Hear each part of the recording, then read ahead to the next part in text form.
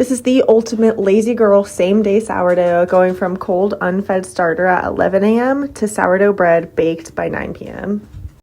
With this loaf, I skipped feeding my starter and I skipped my cold ferment. What's important here is that when you mix up your dough, is that you're getting it up to temperature. So using warm water to mix your dough. And I like to microwave a cup of water in my microwave, set it aside, and then put my bowl with my mixed up dough in there to keep my dough warm because my house is cold. This is during my first set of stretch and folds.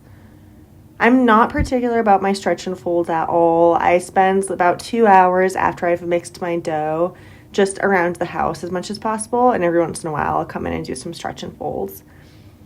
This was my last set of stretch and folds, and after I did this one, I just set the dough back in the microwave to rise.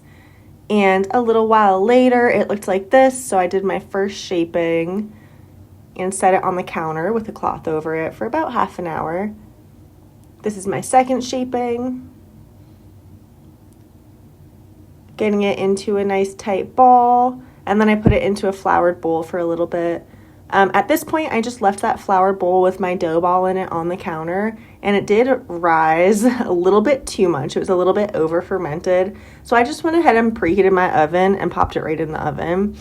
This is my scoring before going in the oven, and you can see on my big score there how much it busted open. So this dough is ready to get in the oven for sure. I baked it at 450 for 35 minutes with the lid on. At this point, I took the lid off and baked for another 20 minutes. And this is my final product. Not too shabby for a same-day loaf where I skipped some of the steps that people say are the most important. I was really craving a peanut butter and jelly sandwich today, so going from cold unfed starter to peanut butter and jelly by the end of the night is a win in my book.